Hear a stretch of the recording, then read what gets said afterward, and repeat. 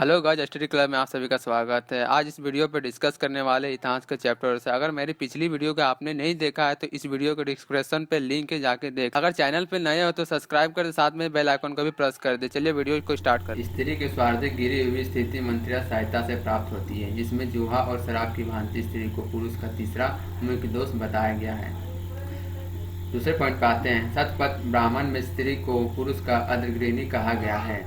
जातक में बुद्ध की पूर्व जन्म की कहानी वर्णित है। हिनायन का प्रमुख ग्रंथ कथावस्तु है, जिसमें महात्मा बुद्ध का जीवन चरित्र अनेक कथानों के साथ वर्णित है। जैन साहित्य का आगम कहा जाता है। जैन धर्म का प्रारंभिक इतिहास कल्पसूत्र से ज्ञात होता है। जैन ग्रंथ भगवती सूत्र में महावीर के जीवन कृत्यों तथा अन्य समकालिकों के साथ उनके संबंधों का विवरण मिलता है।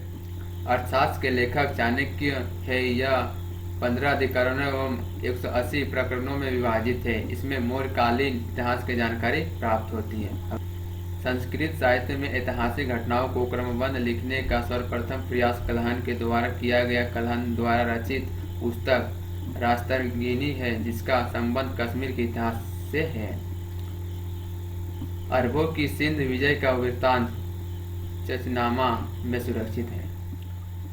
अष्टाध्यायी के लेखक पाणिनि है। इसे मौर्य के पहले का इतिहास तथा मौर्यकालीन राजनीतिक अवस्था का जानकारी प्राप्त होती है। कल्याण की गागरी संहिता एवं ज्योतिष ग्रंथ है, फिर भी इसमें भारत पर होने वाली यमन आक्रमण का उल्लेख मिलता है। पतंजलि पुष्पमित्र शुंग के पुरोहित थे। इनके महास्य से शुंगों के इतिहास का पता चलता है। विदेशियों यात्रियों से मिलने वाले प्रमुख जानकारी, तो थोड़ा हम लोग इसके विशेषताओं को जान लेते हैं। यूनानियों रोमन लेखक। 1 नंबर क्वेश्चन। टेसियस या ईरान का राजवेद तथा भारत के संबंध में इसका विवरण आश्चर्यजनक कहानियों से परिपूर्ण होने के कारण अविश्वसनीय है। Question number 2। हेरोडोटस से इतिहास का पिता कहा जाता है। इसने अपनी पुस्तक हिस्टोरिका में 5वीं शताब्दी ईसा पूर्व के बाद फारस के संबंध का वर्णन किया है, परंतु इसका विवरण भी अनुसूचियों एवं अफवाहों पर आधारित है। 3 नंबर क्वेश्चन पे सिकंदर के साथ आने वाले लेखकों में निराकस, आनेस्क्रिट्स तथा अस्टिबोल्स के विवरण अधिक प्रामाणिक एवं विश्वसनीय हैं। 4 नंबर क्वेश्चन। मेगास्थनीज एवं सेल्यूकस निकेटर का राजदूत था, जो चंद्रगुप्त मौर्य के राज दरबार में आया था। इसने अपनी पुस्तक इंडिका में मौर्य योगिन समाज एवं संस्कृति के विषय में लिखा है। 5 नंबर क्वेश्चन। डायमेक्स या सीजन नरेश एंटियोकस का राजदूत था, जो बिंदुसार के राज दरबार में आया था। इसका विवरण भी मौर्य युग से संबंधित है।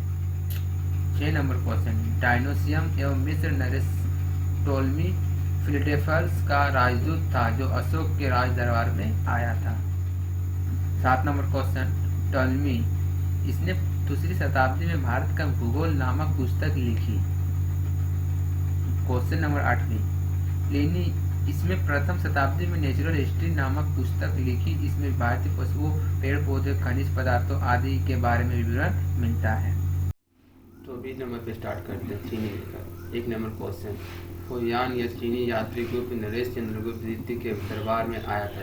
इसने अपने विवरण में मध्य प्रदेश के समाज एवं संस्कृति के बारे में वर्णन किया है। इसने मध्य प्रदेश की जनता की सुखी एवं समृद्ध बताया है कि यह 14 वर्ष तक भारत में रहा।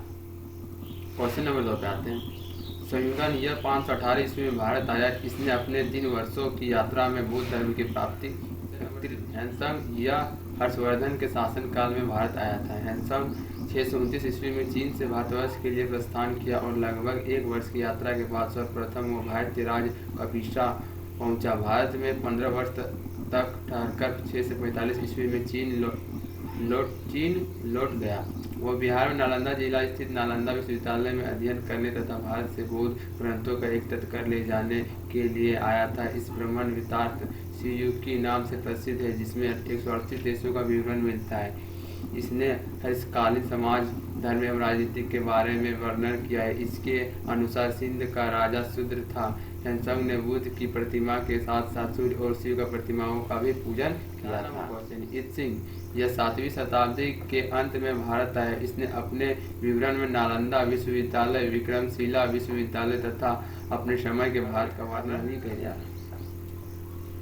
सी अरबी लेखक। 1 नंबर क्वेश्चन। अलवरनी। यह महमूद गजनवी के साथ भारत आया था। अरबी में लिखी गई इसकी कृति किताब उल हिंद या तहफ़ीक़ हिंद आज भी इतिहासकारों के लिए एक महत्वपूर्ण स्रोत है। यह एक विस्तृत ग्रंथ है जो धर्म और दर्शन, त्योहारों, खगोल विज्ञान, किमियों, रीति रिवाजों तथा प्रथाओं, सामाजिक जीवन, भार-तोल तथा मापन विधियों, मूर्तिकला, कानून, मापतंत्र, विज्ञान आदि विषयों के आधार पर 80 अध्यायों में विभाजित है। इसमें राजपूत कालीन समाज, धर्म, रीति रिवाज, राजनीतिक आदि पर सुंदर प्रकाश डाल गया है। क्वेश्चन नंबर 2 पे आते हैं।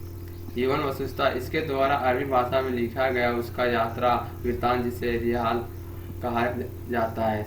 14वीं शताब्दी में भारत उपमहाद्वीप के सामाजिक तथा सांस्कृतिक जीवन के विषय में बहुत ही प्रचुर तथा सबसे रोचक जानकारी देता है। 1333 ईस्वी में दिल्ली पहुंचने पर उसकी विद्वता से प्रभावित होकर सुल्तान मोहम्मद बिन तुगलक ने उसे दिल्ली का काजी या न्यायाधीश नियुक्त किया। डी नंबर क्वेश्चन पे अन्य लेखक। क्वेश्चन नंबर 1, तारानाथ यह एक तिब्बती लेखक था। इसने कयगुर तथा तैंगुर नामक ग्रंथ की रचना की। इनसे भारतीय इतिहास के बारे में जानकारी मिलती है। क्वेश्चन नंबर 2, मार्को पोलो यह 13वीं शताब्दी के अंत में पांड्य देश की यात्रा पर आया था। इसका विवरण पांड्य इतिहास के अध्ययन के लिए उपयोगी है। अगर मेरी वीडियो को आप लोगों को पसंद आती है तो लाइक कमेंट से जरूर करें। Thank you, have fun, bye bye.